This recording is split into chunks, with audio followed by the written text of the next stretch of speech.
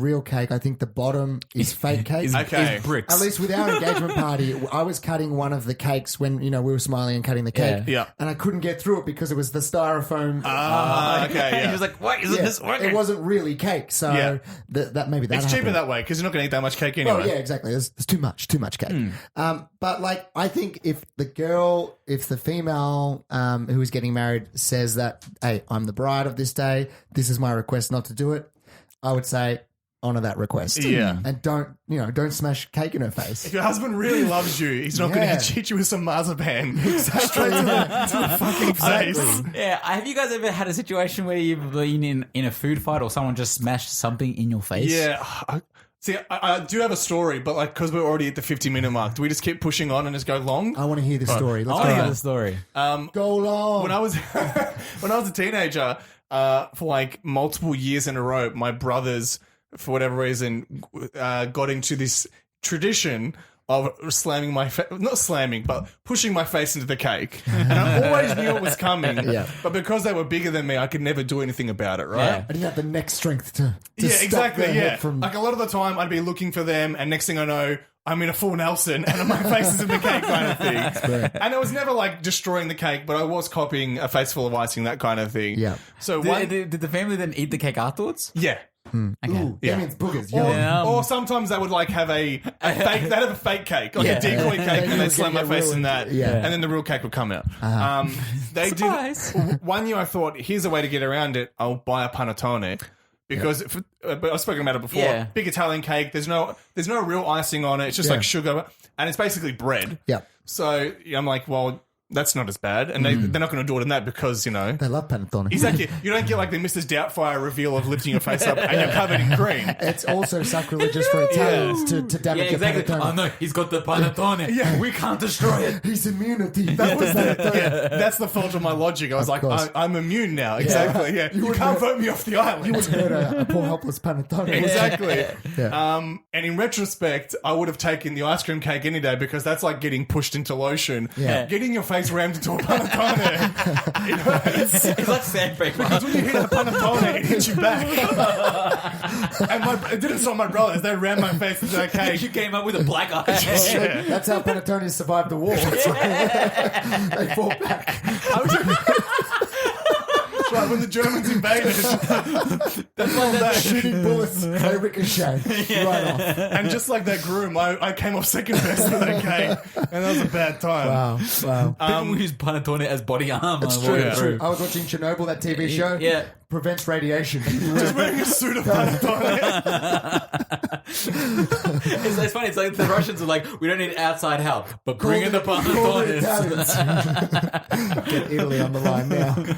All right. I'm going to wrap this question up. Okay. I actually brought something in as well, inspired by Marcus, Jesus but not really because I fucking didn't know Christ. he was going to bring something What a in. game. What episode this I know, is. right? It's action-packed. Okay. Action bag. It's not a game. Okay. I just found some weirdly wonderful traditions from other countries. Oh, okay. There's 3 of them. Yeah. I just want to see if you guys, let's say if Tom was to redo his wedding. Yeah. And you would, when you get married, Marcus, Okay. Take some if of you this had to on. pick one of these traditions, Okay. which one you would do at your wedding? One of the 3. Okay. All right, so this one's from Scotland. Yep. It's All known right. as the blackening. So a few days before, it's like a shitty M. Night Shyamalan movie. The blackening. And it is not dressing up in blackface, if that's what you're thinking it is. So it's a few days before the wedding. The soon-to-be wed are captured by friends and family, covered in filthy things like beer, treacle, spoiled fish, feathers, and flour, then paraded through the streets for all to see. The plan is that if they can get through this trial, they can get through anything. Oh, the old marriages. So you're essentially like slog. tarred and feathered. You're put in the back of a ute and you're driven through town. Tom, you've been to a Scottish wedding I in have, Scotland. yeah. Did they do that? I must have missed the blackening. Yeah. Blackening. It was a pretty classy affair, the Okay. Scottish wedding I went to, no doubt. All right, the next one is from Mongolia. Okay. This one didn't have a name, so I just called it foul play, which you'll see in a second. Okay. The to-be weds are required to hold a knife together and kill a live baby chick and then inspect its liver.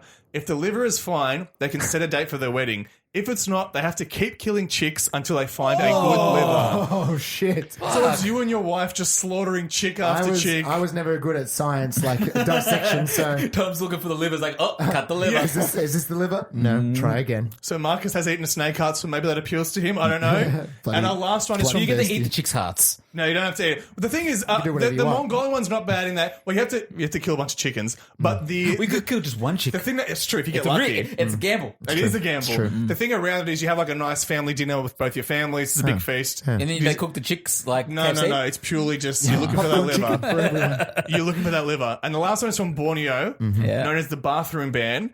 So after being married, the couple are confined to a house or a room where they're not allowed to pee or poo for 3 days and 3 nights. Oh. The couple is watched over by several people. And Hey, no pooping. that's right, yeah. Oh, Are pooping. you Let me shitting? cup your balls. It's like that's not where the pee's kept. That's not how it works. At the end of it, you get a bladder stone. Woo! Wow. Yeah. So they're watched over by several people. They're allowed only minimal amounts of food and drink. After the 3 days are up, you are bathed and then permitted to return to normal life. Oh, that's cruel. Where was right. that from? That's from Borneo. All right.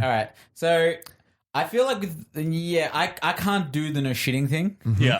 That would actually kill me. It's tough, right? I would Toxic probably shock. I'd probably shit my pants. Like I got to start it again. Yeah. Oh no!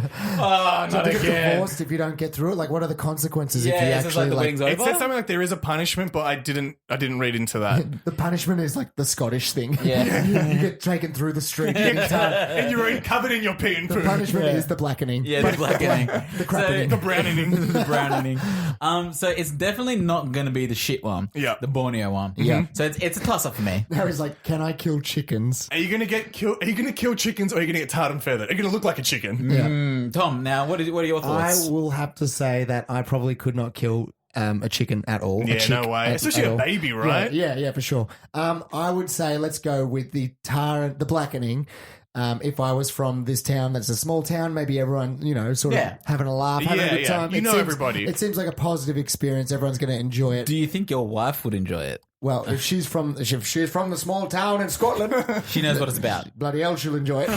What if you're from the town? She's not. That would be a tough sell, but I think the other two will be tougher to sell. Yeah, so for it's- sure. it's like- I'll be like, Damien gave me the option of 3. So Look, you can should kill, see you the other can kill ones. baby chick. She's like, what if she turns around and says, let's Oh, yeah, kill let's the baby kill the chicks? chicks. He's like, then you're like, wait, am I doing the right thing here? Yeah, right. I'm with I'd you. be really worried, like, that she might kill me one day. Yeah. Yeah. I wouldn't shit for 3 days. So maybe I could do number 3. All right, so we've all agreed we go for the blackening. The blackening, Let's I go think, for is the the I best think way. that is the most palatable one out of all 3 Yeah, of those. yeah. I mean- Blackening it is. All right, Blackening so it is. great questions brought from everybody, guys. Then we're going to wrap up the show. A bit of a long one this time, Yeah. but there was a lot to get through. Wow. There was a lot Lots to of get through. stories, lots of laughs, and lots of segments, apparently. Yeah. But Jesus not a lot of Christ. Tom's voice because, as we said, he is slowly dying. Yeah, this has really killed me, guys. Thank you guys for bringing questions in. If you do want to get in touch with the podcast, the place to do it is tqhpodcast@gmail.com. If you just want to say hi, maybe have a question of your own, maybe you have your own traditions, we'd love to hear them. The other thing to do while you're there, if you are a fan of the show, the best way to show your support is go to iTunes and subscribe and give us a 5-star rating.